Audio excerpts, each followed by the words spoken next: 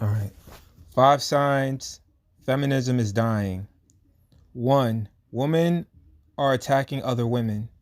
At least online, this is true. It's become a popular trend ever since Kevin Samuels' passing for women to attack each other. I think this is more of a profit or attention thing for females as they saw Kevin Samuels getting so much widespread attention and money from guys through super chats and whatnot. It's really hard to know what woman really cares or just a way to invade male spaces or what. It's become somewhat of a money grab as a result, but still a sign of a dying culture in feminism. 2. The violence and cruelty of women being displayed widely in the media.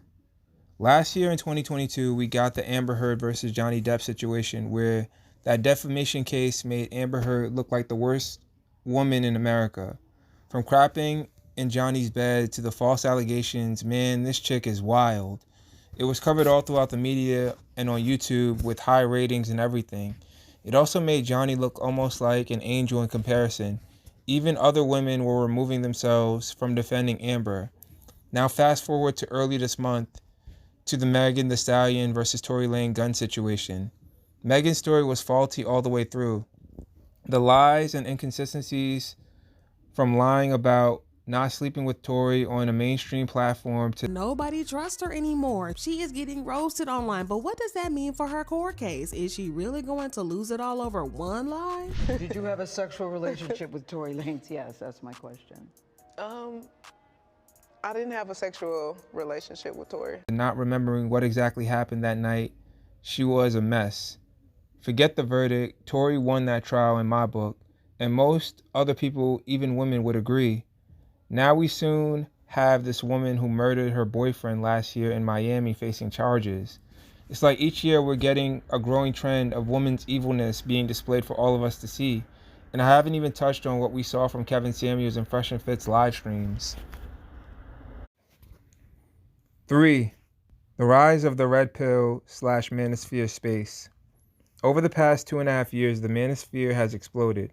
From Coach Greg and Just Pearly Things to Fresh and Fit and Kevin Samuels, red pill content is everywhere now. I remember when I found out about this space exactly 8 years ago, January 2015. There were very few content creators like Sandman, Mayor of MGTOW, Tommy Sotomayor, among others who have fallen by the wayside. Back then, it was more of a man cave type of environment with no female say, and the guys were kind of like a little bit off. So I just need 5-10 minutes of footage. Wiggle your toes. What size shoe do you wear? I wear size 10.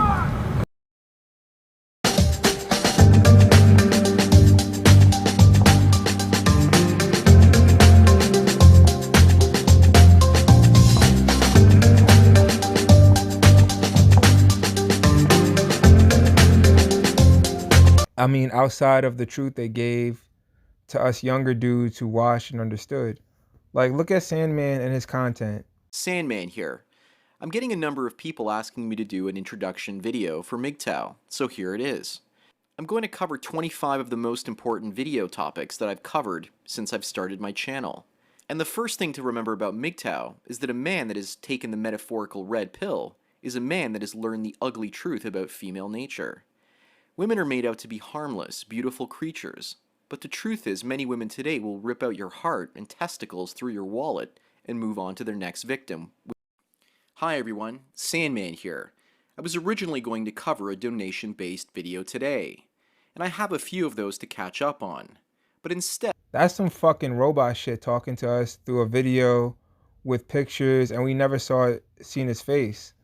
Like, how do you explain that to people in the real world? That's some incel type shit. And Tommy was more like the angry older black dude or the angry uncle who just shits on black women.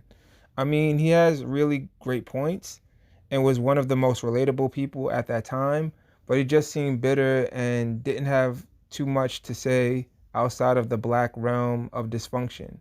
Nowadays, women are fully involved in this conversation and content. The guys are more relatable outside of just talking about red pill truths and women. They actually feel approachable like people you would deal with in real life. As much as I think females making content on this topic is disingenuous, we finally have something, even if it's online, that's popular and an advocate for us guys. That even people, even celebrities are watching. So there might be some hope for us no matter how small, and that feminism is going away. 4. More women are choosing to do some kind of sex work. I remember 10 plus years ago, it was all about women going to college and being excited about it. They would talk about their college days, post pictures and stuff, but nowadays I don't really see that. I mean, at most you'll get some graduation photos and they will, talk about the school they're going to or they graduated from with whatever degree they got. Outside of that, it's all about OnlyFans content, thirst trap photos, and girls talking about the nastiest things they did to guys or did behind their boyfriend's back. Like 18-year-old girls can't wait. 17, 16-year-old girls can't wait to turn 18 to create their own OnlyFans. That's all that we see here nowadays on Instagram, YouTube, and all throughout the media. What happened to not wanting to be objectified or objectify yourself? At least that's what the message of feminism was 15 plus years ago. If you ladies are doing all of this objectifying yourselves, then this is clearly at least somewhat of an open invitation for men to objectify you. You can't preach equality and respect and be a whore in the same breath, even if it's a trend now. Even if you're not actually being a whore and you're just kind of saying that you're doing these nasty things for attention, that's still an insinuation. You can't tell me feminism is not dying as a result of all of this chaos. 5. Advocacy for women and LGBTQ spaces has slowed down significantly. I mean, you still see advocacy for these groups, but not nearly as much as you used to.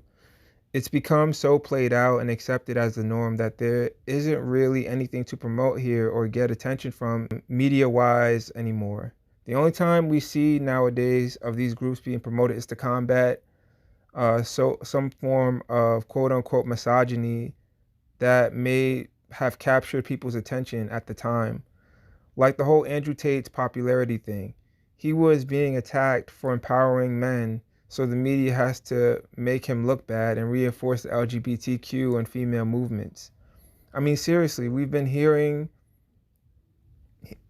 about this shit for the last 10 years.